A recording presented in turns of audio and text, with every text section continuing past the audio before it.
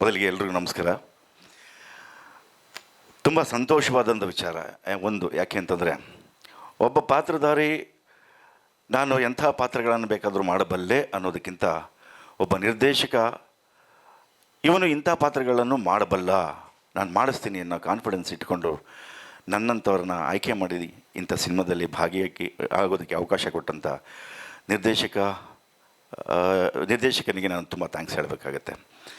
ಯಾಕೆ ಅಂತಂದರೆ ನಮ್ಮ ಕನ್ನಡ ಚಿತ್ರರಂಗ ಕಂಡಂಥ ಅತ್ಯುತ್ತಮ ಟಾಪ್ 1 ಡೈರೆಕ್ಟರ್ಗಳಲ್ಲಿ ಒಬ್ಬರಾದಂಥ ನಮ್ಮ ಹೇಮಂತರಾವ್ ಈ ಚಿತ್ರದ ನಿರ್ಮಾಪಕರು. ಅವರು ನನ್ನ ಮೇಲೆ ನಂಬಿಕೆ ಇಟ್ಟು ಈ ಪಾತ್ರವನ್ನು ಮತ್ತು ನಮ್ಮ ಜನಾರ್ದನ್ ನಂಬಿಕೆ ಇಟ್ಟು ಈ ಪಾತ್ರವನ್ನು ನನಗೆ ಈ ಸಿನಿಮಾದಲ್ಲಿ ಕೊಟ್ಟರು. ನಾವು ಅದನ್ನು ಅತ್ಯುತ್ತಮವಾಗಿ ನಿಭಾಯಿಸಿದ್ದೀವಿ ಅಂತ ಅನ್ಕೋತೀನಿ. ಈಗ ನಾನು ಅನ್ಕೋತೀನಿ, ಯಾಕೆಂದರೆ ಇವರ ಆಯ್ಕೆಯಲ್ಲಿ ಇವತ್ತಿಂದ ನಾನೊಬ್ಬ ಒಳ್ಳೆ ನಟ ಇರಬೇಕು ಅಂತ. ಸೊ ಹಾಗಾಗಿ ನೀವಿಬ್ಬರಿಗೂ ಥ್ಯಾಂಕ್ಸ್. ನನ್ನ ಮನಸ್ಸಿನ ಭಾವನೆಯಲ್ಲಿ ಅದೇ ಹೇಳ್ತಾ ಇದೆ, ನಾನು ನಿಜವಾಗ್ಲೂ ಒಳ್ಳೆ ನಟ, ಯಾಕೆಂದರೆ ಇವರು ಆಯ್ಕೆ ಮಾಡಿದ್ದಾರೆ ಅಂದಮೇಲೆ ಖಂಡಿತವಾಗ್ಲೂ ನನಗೆ ಈಗ ಆತ್ಮವಿಶ್ವಾಸ ಜಾಸ್ತಿ ಆಗಿದೆ. ಇನ್ನೊಂದು, ಈ ಸಿನಿಮಾದ ಬಗ್ಗೆ ನನಗೆ ಒಂದು ಆತ್ಮವಿಶ್ವಾಸ.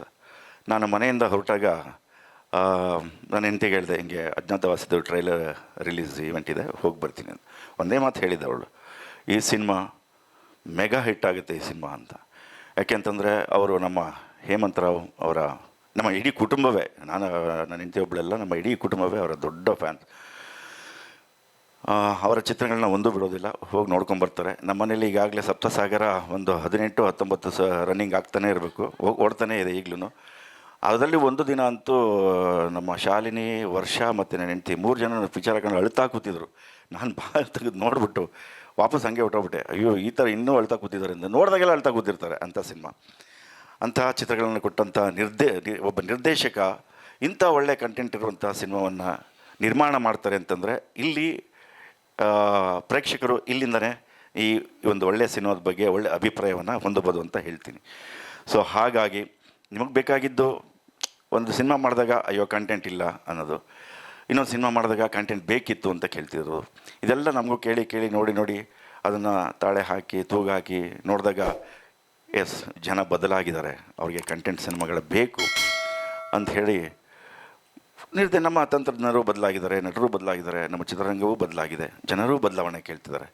ಸೊ ಆ ಒಂದು ಅತ್ಯುತ್ತಮ ಅದ್ಭುತವಾದ ಕಂಟೆಂಟ್ ಇರುವಂಥ ಸಿನಿಮಾ ನಮ್ಮ ಅಜ್ಞಾತವಾಸಿ ಅಂತ ಹೆಮ್ಮೆಯಿಂದ ಹೇಳೋದಕ್ಕೆ ನಾನು ಇಷ್ಟಪಡ್ತೀನಿ.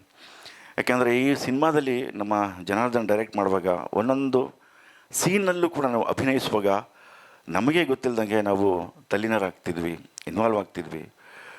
ಅಲ್ಲಿ ಒಂಥರ ಮಾಮೂಲಿ ನಮ್ಮ ಚೇಷ್ಟೆ ಪಾತ್ರಗಳನ್ನ ಬಿಟ್ಟು ಇಲ್ಲಿ ತುಂಬ ಸೀರಿಯಸ್ ಆದ ಪಾತ್ರಗಳನ್ನ ಮಾಡುವಾಗ ನಮಗೆ ಗೊತ್ತಿಲ್ಲದಂಗೆ ಆಂಗಿಕವಾಗಿ, ಮೌಖಿಕವಾಗಿ ಗೊತ್ತಿಲ್ಲದಂಗೆ ಆಟೋಮೆಟಿಕ್ಕಾಗಿ ಎಕ್ಸ್ಪ್ರೆಷನ್ ಬರ್ತಾನೆ ಇರೋದು.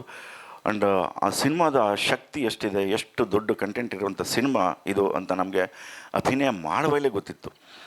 ಸೊ ಅದರಲ್ಲೂ ನಮ್ಮ ಜನಾರ್ದನ್ ಚಿಕ್ಕಣ್ಣ ಸ್ವಲ್ಪ ಸ್ಟ್ರಿಕ್ಟು, ಒಂದು ಡೈಲಾಗು ಬಿಡೋಲ್ಲ. ನಾನು ಅಣ್ಣನ ಕೇಳಿದೆ, ಅಣ್ಣ ಏನು ಜನ ಒಂದು ಬಿಡ್ತಾರೆ, ಅಯ್ಯೋ ಬಿಡಲ್ಲ ಅವನು ಹಂಗೆ ಹೇಳೋ ಅನ್ನೋರು ಇವರು. ಹೋಣ ಅದು ಒಂದು ಇಲ್ಲ ಸರ್, ಅದು ಹಂಗೆ ಬರಬೇಕು ಅಂತ. ಸೊ ಅದೆಲ್ಲ ಒಂಥರ ನೆನೆಸ್ಕೊಂಡಾಗ ಈಗ ಒಂದು ನಮ್ಮ ಜೀವನದ ಆಲ್ಬಮ್ನಲ್ಲಿ ಒಳ್ಳೆ ಮೆಮೊರಿ ಆಗುವಂಥ ಸಿನಿಮಾ ಇದಾಗುತ್ತೆ. ಯಾಕೆಂದರೆ ನಾನು ಎಷ್ಟು ಸಿನಿಮಾಗಳಲ್ಲಿ ಅಭಿನಯಿಸಿದ್ದೀನಿ. ನಾನು ಅಭಿನಯಿಸಿದಂಥ ಅತ್ಯುತ್ತಮ ಚಿತ್ರಗಳಲ್ಲಿ ಅಜ್ಞಾತವಾಸಿ ಕೂಡ ಒಂದು. ಸೊ ಹಾಗಾಗಿ ಈ ಸಿನಿಮಾದ ಬಗ್ಗೆ ಆಗಲೇ ಮಾಮ ಹೇಳ್ದಂಗೆ, ನಮ್ಮ ಪಾವನ ಹೇಳ್ದಂಗೆ ಸಕ್ಸಸ್ ಮೀಟರ್ ಇನ್ನೂ ಮಾತಾಡ್ತೀವಿ, ಇಲ್ಲಿ ಸ್ವಲ್ಪ ಮಾತಾಡಿರ್ತೀವಿ. ಸೊ ಹಾಗಾಗಿ ನಾವು ಮಾತಾಡೋದು ಇನ್ನೂ ಬಾಕಿ ಇದೆ.